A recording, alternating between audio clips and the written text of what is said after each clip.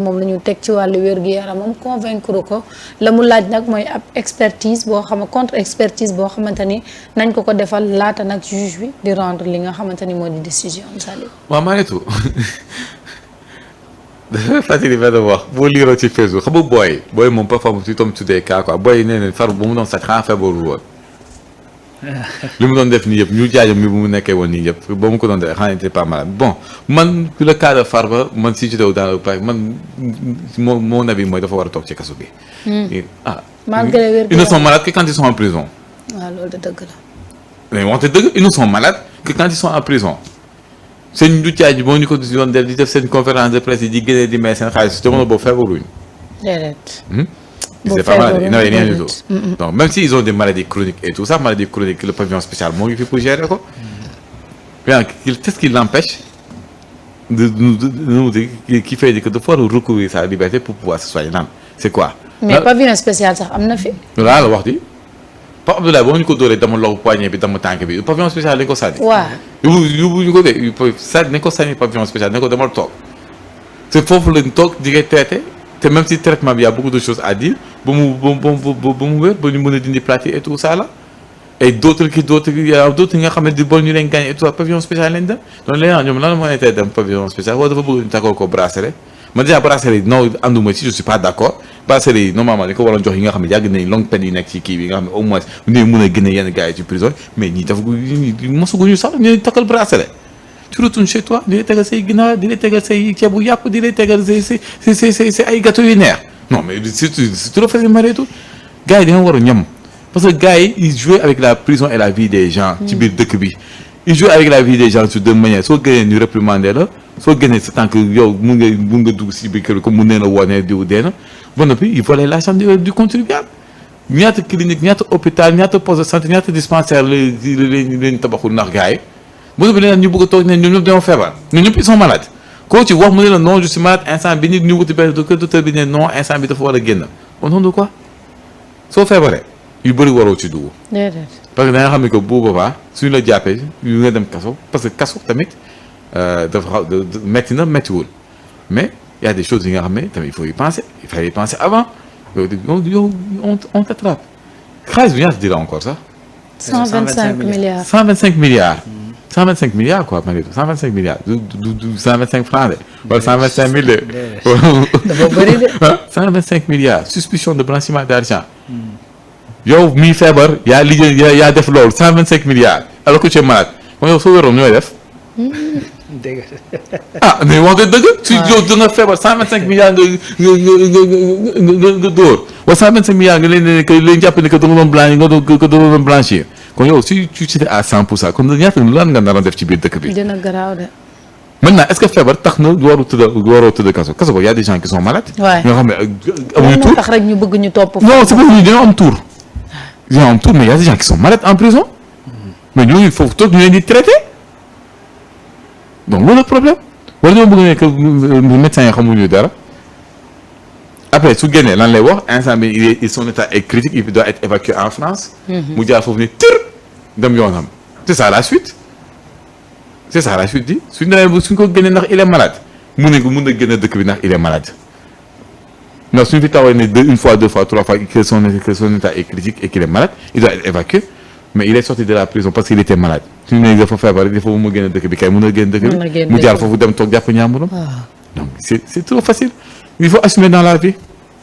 D'accord Rawane sa gis-gis par rapport ak le cas Farba Ngom parce que quand même depuis un bon bout de temps li ñuy forcer ci image am rek mooy.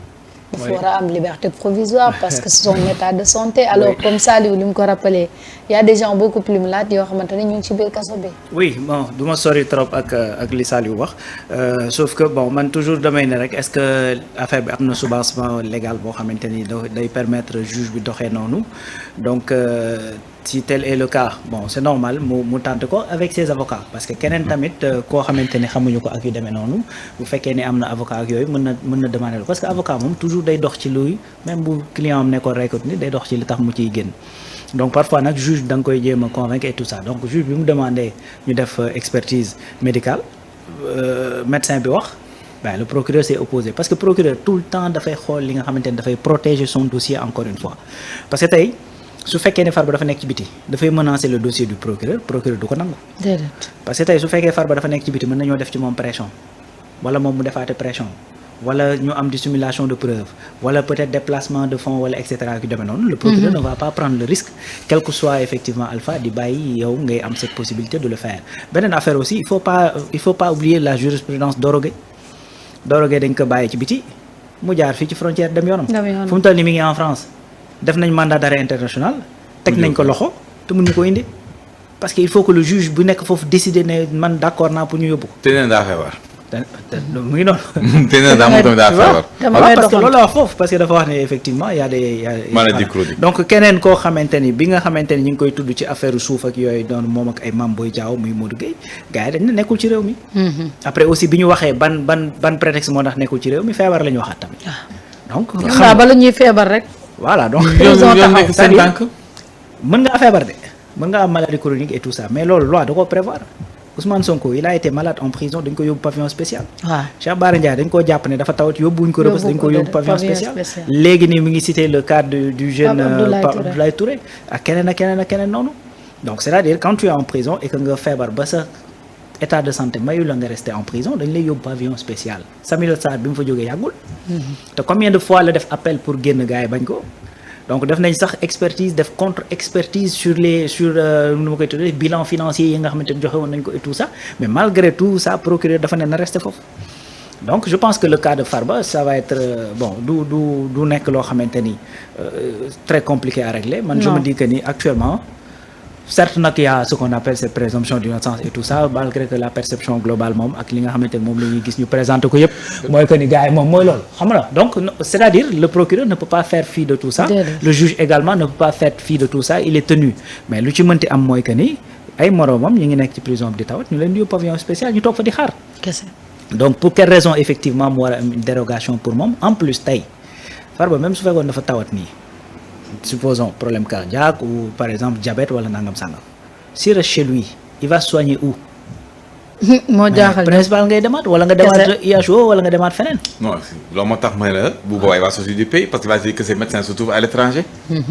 mais suba loolu moom gëw ma ni gars yi danañ ko parce que boobaa il faut une autorisation du juge pour mu mën a génn dem faju ji hors du pays donc je ne pense pas qu'un juge actuellement fi dossier yi. kii muy jël le risque.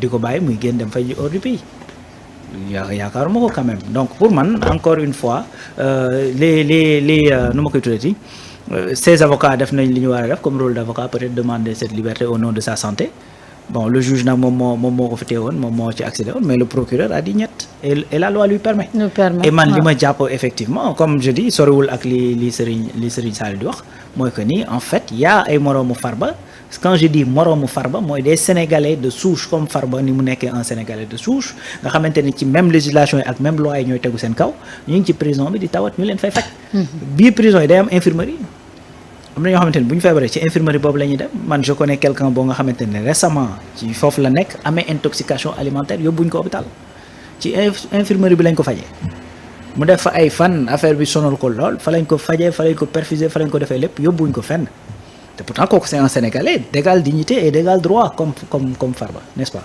en plus Farba aussi dañ ko téye ak ay yeneen moromam mais pourquoi Farba toujours moom mooy génn c'est parce que effectivement c'est lui l'homme politique après moom la gars yi di génn ci média bi pour def ko benn porte-étendard et tout ça mais il faut que balaa Farba di prétendre pour génn wala pour bañ a génn qu'il montre patte blanche kese voilà c'est-à-dire la seule chose bi ko war a mën a génne foofu pour man mooy que ni dafa war a mu ñu dem ba prouver que ni Farba bi kat dañ ko tooñ taxawul te xam nga loolu wax dëgg fa yàlla du yomb de Farba de moom patte blanche moom mënu ko am su xeesaloon sax wala su doon ay su